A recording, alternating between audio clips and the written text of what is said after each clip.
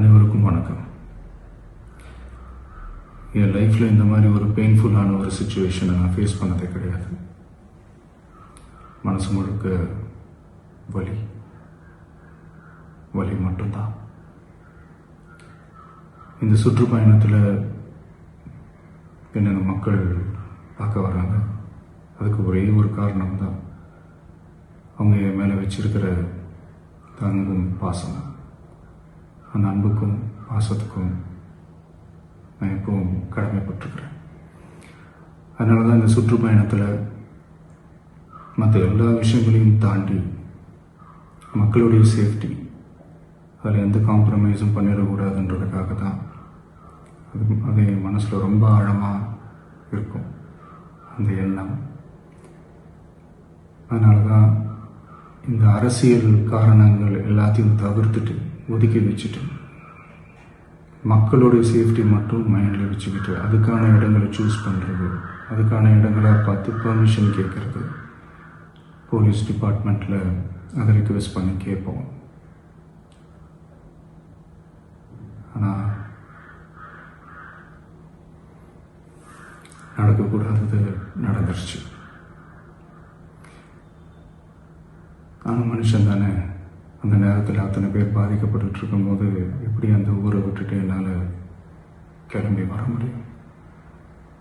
நான் திரும்ப அங்கே போகணும்னு இருந்துச்சுன்னா அதை ஒரு காரணம் காட்டி அங்கே வேறு சில பதட்டமான சுச்சுவேஷன்ஸ், வேறு சில அசம்பாவிதங்கள் அந்த மாதிரி எதுவும் நடந்துடக்கூடாதுன்றதுக்காக தான் நான் அவாய்ட் பண்ணேன். இந்த நேரத்தில் சொந்தங்களை இழந்து தவிக்கிற அத்தனை குடும்பங்களுக்கும் என்னுடைய ஆழ்ந்த இரங்கலை தெரிவிச்சுக்கிறேன். எனக்கு தெரியும், என்ன சொன்னாலும் இது ஈடையாகாதுன்னு எனக்கு தெரியும். ஹாஸ்பிட்டலில் ட்ரீட் பண்ணிகிட்ருக்கிற எல்லாருமே சீக்கிரமாக க்யூர் ஆகி வரணுன்றதை இந்த நேரத்தில் நான் வேண்டிக்கிறேன். கூடிய சீக்கிரமே உங்கள் எல்லாரையும் நான் சந்திக்கிறேன். இந்த நேரத்தில் எங்களுடைய வலிகளை, எங்களுடைய நிலைமையை புரிஞ்சுக்கிட்டு எங்களுக்காக பேசின அரசியல் கட்சிகளை சார்ந்த நண்பர்கள், தலைவர்கள் அனைவருக்கும் என்னுடைய நன்றியை தெரிவிச்சுக்கிறேன். கிட்டத்தட்ட ஒரு 5 மாவட்டத்துக்கு பிரச்சாரத்துக்கு போனோம். இந்த மாதிரி எதுவுமே நடக்கல. ஆனால் கரூரில் மட்டும் ஏன் எப்படி நடக்குது, எப்படி நடக்குது? மக்களுக்கு எல்லா உண்மையும் தெரியும். மக்கள் எல்லாத்தையும் பார்த்துக்கிட்டு இருக்கிறாங்க. கரூரை சேர்ந்த அந்த மக்கள் அந்த உண்மையெல்லாம் வெளியில் சொல்லும்போது எனக்கு கடவுளே நேரில் வந்து இறங்கி அந்த உண்மைகள்லாம் சொல்கிற மாதிரி எனக்கு தோணுச்சு. சீக்கிரமே எல்லா உண்மைகளும் வெளியில் வரும்.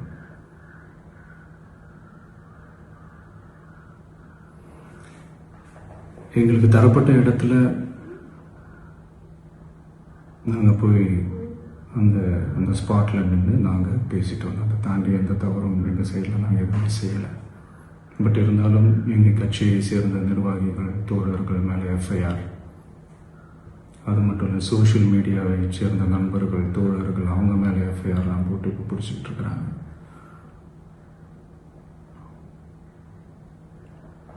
சிஎம் சார், உங்களுக்கு ஏதாவது இந்த பழி வாங்கணும் அப்படின்ற எண்ணம் ஏதாவது இருந்துச்சுன்னா என்ன வேணாலும் பண்ணுங்க. அவங்க மேலே கை வைக்காதீங்க. நான் ஒன்று வீட்டில் இருப்பேன், இல்லை நான் ஆஃபீஸில் இருப்பேன். என்ன வேணாலும் செய்யுங்க. நண்பர்களே, தோழர்களே,